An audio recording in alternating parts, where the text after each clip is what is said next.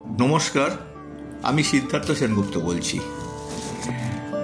কথাসাহিত্যিক বিভূতিভূষণ বন্দ্যোপাধ্যায়ের অন্যতম সেরা গল্প গায়ে হলুদ, যেটি আগামী 6 এপ্রিল রবিবার এই প্রথম আপনাদের সামনে ছবিরূপে আনতে চলেছে ইউটিউব চ্যানেল দৃষ্টিগল্প।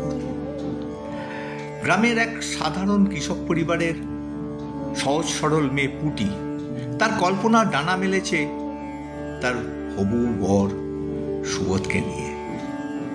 এই ছবিতে আমি একটি বিশেষ চরিত্রে অভিনয় করেছি।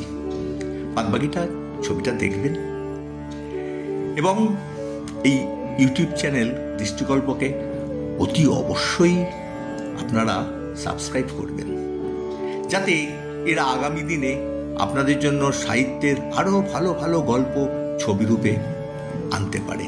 ধন্যবাদ।